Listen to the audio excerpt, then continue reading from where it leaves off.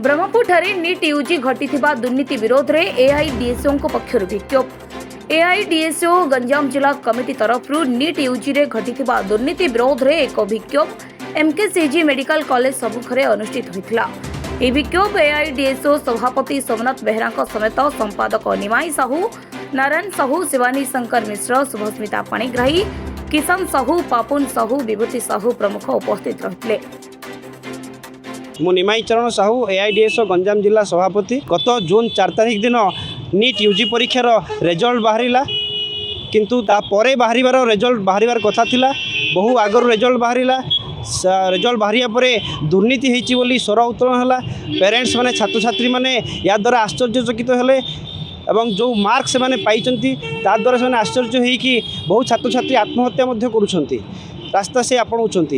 एवं देखा जाउछि जे सेम परीक्षा सेंटर रे समान संख्यक मार्क रखिथिबा बहुत पिला अछंती। दाबी आमर रहुछि जो एई विभ्राट घटिछि, जो दुर्नीति घटिछि, ए दुर्नीतिकारी विरुद्ध रे दृढ़ कार्यानुष्ठान ग्रहण करा जाऊ।